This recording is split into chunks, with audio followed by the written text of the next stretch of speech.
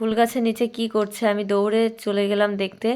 তো চলো দেখতে থাকো এখানে কি আছে। আমি তো ভাবছি এখানে সাপ টাপ আছে কিনা, তো দেখা যাক এখানে কি করছে, কোদাল দিয়ে মাটি খুঁড়ছে কেন, আমি তো অবাক হয়ে যাচ্ছি। এখানে আবার হাত দিয়ে সরাচ্ছে এটা। তো সকাল সকাল উঠে সকাল সকাল আমার বড়মশাই চলে এসছে মাটি খুঁড়তে। তো মাটিটা সরাচ্ছে, আবার হাতে দেখছে কি আছে ওর ভিতরে। আমি তো বুঝতেই পারছি না ওখানে কি আছে, তো দেখা যাক কি আছে ওখানে।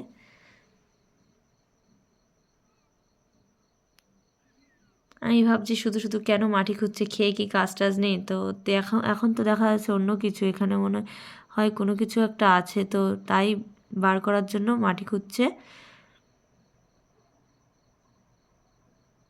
একদম গাছের গোড়াতেই খুঁড়ছে।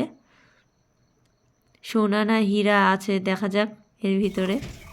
ওরে বাপরে, একটা মেটে আলু তো।